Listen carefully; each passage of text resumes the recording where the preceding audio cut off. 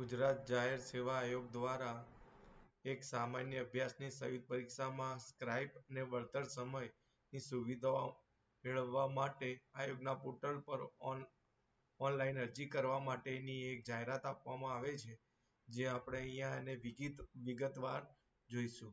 ગુજરાત જાહેર સેવા આયોગ તારીખ 26/7/2026 ના રોજ યોજનાર આ સાથે સામેલ એનેક્સર એ મુજબની કુલ 34 જાહેરાતોની સામાન્ય અભ્યાસની સંયુક્ત પરીક્ષામાં લહ્યો અને વળતર સમયની સુવિધા મેળવવા માટે આયોગના પોર્ટલ પર ઓનલાઈન અરજી કરવા બાબત આ સાથે સામેલ એનેક્સર એ મુજબની કુલ 34 જાહેરાતોની સામાન્ય અભ્યાસની સંયુક્ત પરીક્ષામાં લહ્યો એટલે કે સ્ક્રાઇબ અને વળતર સમયની સુવિધા મેળવવા માટે ઉમેદવારોએ એક જ અરજી કરવાની રહેશે. તો અહીંયા common general study paper for the different advertisement 16 જુલાઈ 2026 માં એક જ અરજી કરવાની રહેશે. એ આપણે અહીંયા ડિટેલમાં જોઈશું. આ આયોગ દ્વારા યોજવામાં આવતી વિવિધ સહવર્ગોની ભરતીઓ અન્વયે પ્રાથમિક કસોટી મુખ્ય પરીક્ષામાં દિવ્યાંગ ઉમેદવારોને દિવ્યાંગતાના ઠરાવ અને જાહેરાતની જોગવાઈ મુજબ લહ્યા તથા વળતર સમયની સુવિધા આપવામાં આવે છે. આયોગને અનુભવે જણાવેલ છે કે કેટલાક દિવ્યાંગ ઉમેદવારો દ્વારા પરીક્ષાના છેલ્લા દિવસે લહ્યા અને વળતર સમયની માગણી કરવામાં આવે છે, જેમાં આયોગ કક્ષાએ દિવ્ય ઉમેદવારોના જરૂરી દસ્તાવેજોની ચકાસણી કરવા પૂરતો સમય મળતો નથી. આથી દિવ્યાંગ ઉમેદવારોના દિવ્યાંગતાને લગતા દસ્તાવેજોની ચકાસણી સરળતાથી થઈ શકે તેમજ દિવ્યાંગ ઉમેદવારો ઓનલાઈન જ અરજી કરી લહ્યો અને વળતર સમયની સુવિધા મેળવી શકે તે પ્રકારની સગવડ આયોગ દ્વારા ઊભી કરવામાં આવેલ છે.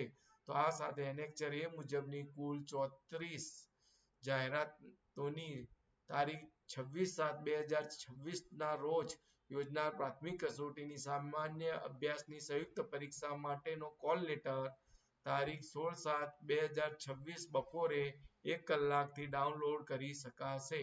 તો તમારો કોલ લેટર 16 જુલાઈ 2026 એટલે કે કાલે 1 વાગ્યા કલાકથી તમે ડાઉનલોડ કરી શકશો. અને પરીક્ષા 26/7/2027 ના રોજ પ્રાથમિક કસોટીની સંયુક્ત પરીક્ષા યોજવાની છે. બરાબર, આ તારીખ આપેલી છે. આ પ્રાથમિક કસોટીમાં સ્ક્રાઇબ, વળતર સમય એટલે કે કમ્પેન્સેટરી ટાઈમની સુવિધા મેળવવા માંગતા દિવ્યાંગ ઉમેદવારોએ જે અહીંયા common general study paper four different advertisement 16 જુલાઈ 2026 માં જે આ વેબસાઇટનું નામ આપેલું છે gpsc-ojs.gujarat.in/scribe-application.aspx પર સ્ક્રાઇબ અને કમ્પેન્સેટરી ટાઈમના મોડ્યુલ મારફતે તારીખ 16/7/2026 બપોરે 1 કલાકથી તારીખ 27 જુલાઈ 2026 ના રાત્રે 12 કલાક સુધીમાં માત્ર ઓનલાઈન માધ્યમથી જ અરજી કરી શકશે. તો ઓનલાઈન માધ્યમથી તમે અરજી કરી શકો છો. આ તારીખથી જે 16 તારીખથી 23 જુલાઈ 2026 તારીખ સુધી તમે અરજી કરી શકો છો. બરાબર, આ સમય મર્યાદા બાદ કરવામાં આવેલ રજૂઆત અરજી ઓનલાઈન કે ઓફલાઈન કે રૂબરૂમાં અન્ય કોઈ પણ માધ્યમથી કોઈ પણ સંજોગો ધ્યાનમાં લેવામાં આવશે નહીં. આ પોર્ટલનો ઉપયોગ કરીને દિવ્યાંગ ઉમેદવારોએ લહ્યા વળતર સમય માટે ઓનલાઈન ફોર્મ ભરી શકશે, જેમાં દિવ્યાંગ ઉમેદવારોએ દિવ્યાંગતા ઠરાવ અને જાહેરાતની જોગવાઈ મુજબ લાગુ પડતા તમામ દસ્તાવેજોની સાથે લહ્યા વળતર સમયની સુવિધા મેળવવા માટે ઓનલાઈન ફોર્મ ભરવાનું રહેશે. પ્રસ્તુત કોમન પ્રાથમિક કસોટીમાં સ્ક્રાઇબ અને વળતર સમયની સુવિધા મેળવવા માંગતા દિવ્યાંગ ઉમેદવારોએ સ્ક્રાઇબ કમ્પેન્સેટરી ટાઈમના મોડ્યુલ મારફતે ઓનલાઈન ફોર્મ ભરતી વખતે નીચે મુજબની સૂચનાઓ ધ્યાનમાં લેવાની છે.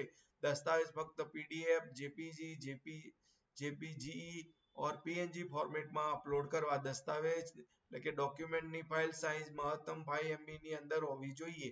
ઉમેદવારોએ બધા જ જરૂરી દસ્તાવેજો અપલોડ કરવાના છે. અપલોડ કરેલા દસ્તાવેજો સ્પષ્ટ અને સરળતાથી વંચાઈ શકાય તેવા હોવા જોઈએ.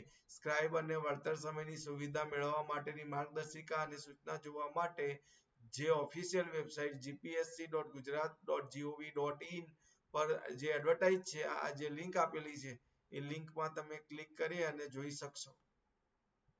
અહીંયા પીડીએફ ની લિંક આપેલી છે.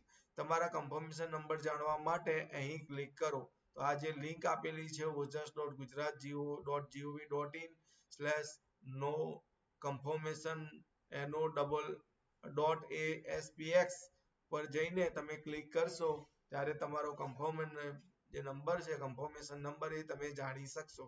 જો તમે અપલોડ કરેલા ડોક્યુમેન્ટ પ્રીવ્યુ જોઈ શકતા ના હો તો તમારા બ્રાઉઝરમાંનું પોપ-અપ બ્લોકર જો તે ચાલુ હોય તો તેને બંધ કરવાનું રહેશે. ઉમેદવારોએ લૈયા અને વળતર સમય મેળવવા માટે નિયમિત નમૂનામાં નીચે દર્શાવેલ પ્રમાણપત્રો અપલોડ કરવાના રહેશે.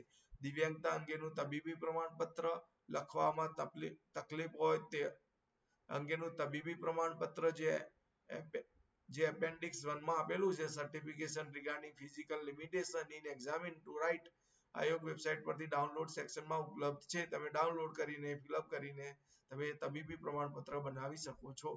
સંબંધિત જાહેરાતની શૈક્ષણિક લાયકાત કરતા એક સ્તર નીચેની શૈક્ષણિક લાયકાત ધરાવતા હોય તેવા વ્યક્તિ જ લૈયા તરીકે રાખી શકાશે.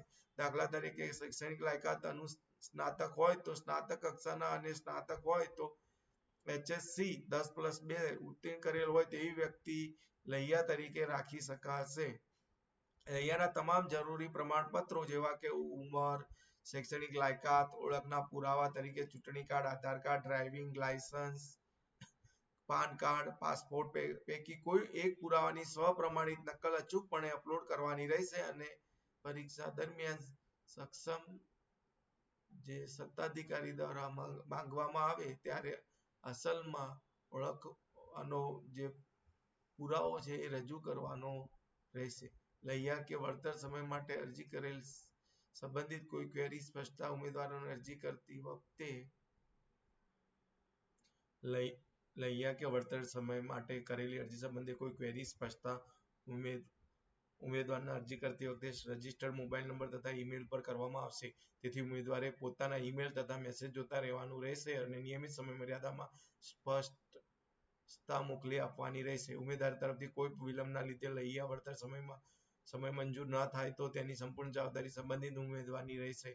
આકસ્મિક પરિસ્થિતિઓને કારણે હંગામી દિવ્યાંગતા ધરાવતા લખવામાં તકલીફ હોય તો તેવા ઉમેદવારો લૈયાની સુવિધા મેળવવા માટે લખવામાં તકલીફ હોવા અંગેનું તબીબી પ્રમાણપત્ર પુરાવા સહિત રજૂ કરવાનું રહેશે.